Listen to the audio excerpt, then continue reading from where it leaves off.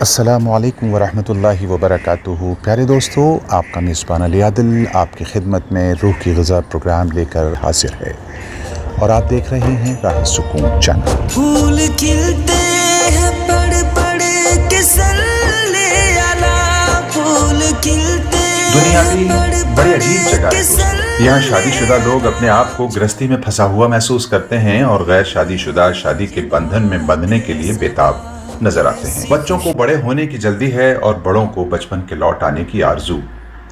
نوکری کرنے والے اپنے کام کی مصروفیت اور سختیوں سے ناخوش، اور بے روزگار کے لبوں پر نوکری کے پانے کی خوب دعائیں اور جستجو۔ غریبوں کو امیروں کی سی زندگی کی حسرت اور آرزو، تو امیروں کو سکون کے لمحوں کی تمنا۔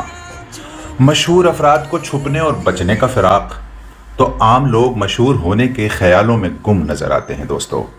چنانچہ ہر فرد بے چین و پریشان، جبکہ سچ اور حق یہ ہے کہ سکون کا واحد راستہ ہر حال میں نبی صلی اللہ علیہ وسلم کے طریقے پر چل کر ہی حاصل ہو سکتا ہے۔ پسینے میں موجود ہے، اور جو کچھ بھی اللہ کی طرف سے ملا ہے اس پر شکر گزار اور مطمئن رہنا کامیابی کا معیار ہے دوستو۔ لیکن یاد رہے کہ ہر ایک تکلیف یا پریشانی کو اللہ سے منسوب نہیں کر سکتے، بلکہ اس میں انسان کے اپنے فکر و عمل کا بڑا دخل ہوتا ہے، اور اس پر انسان کا اپنا دل زیادہ بہتر بتا سکتا ہے کہ تو نے کیا صحیح کیا تھا اور کیا غلط، جس کی وجہ سے مصیبت آئی۔ اور یہ بھی سچ ہے کہ دنیا مومن کے لیے آزمائش اور امتحان کی جگہ ہے۔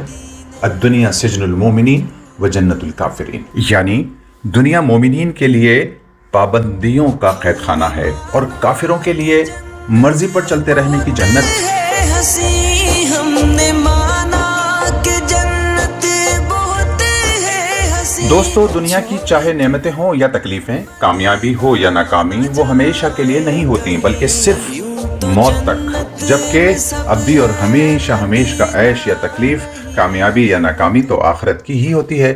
اس لیے تمام انبیاء علیہ الصلوۃ والسلام اپنی امتوں کو آخرت کے بنانے اور سنوارنے کی دعوت دیتے تھے اور تلقین کرتے تھے، جبکہ دنیا کی ہر نعمت اور کامیابی کو آزمائش سے جوڑا گیا ہے۔ لڑکپن، جوانی، صحت، حسن و جمال، رعب و دبدبہ، شان و شوکت، منصب و عہدہ، یہاں تک کہ زندگی، سب کچھ ختم ہو جانے والا ہے۔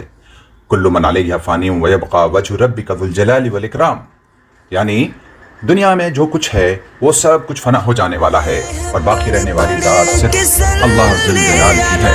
پھول کھلتے ہیں پڑھ پڑھ کے صلی علی، جھوم اللہ ہی کی کر ذات باقی رہنے والی ہے۔ اس لیے عافیت والی دنیا کی تمنا کے ساتھ موت کی تیاری کی فکر عقل مندی اور دانائی کا ثبوت ہے۔ اللہ تبارک و تعالی ہم سب کو موت تک اخلاص کے ساتھ آخرت کی تیاری کی توفیق عطا فرمائے، بیماروں کو صحت کاملہ عاجلہ اور مستمرہ عطا فرمائے، اور تمام محرومین کی مغفرت فرمائے، آمین یا رب العالمین۔ آج کی دعا کے معاون ہیں جناب ظہیر عالم انصاری صاحب۔ آپ کا میزبان علی عادل کل پھر آپ کی خدمت میں نئے عنوان کے ساتھ حاضر ہوگا۔ تب تک آپ اپنا، اپنے ایمان اعمال کا، اپنے والدین، سراؤنڈنگ اور ماتحتوں کا بہت خیال رکھیے۔ وما توفیقی الا باللہ۔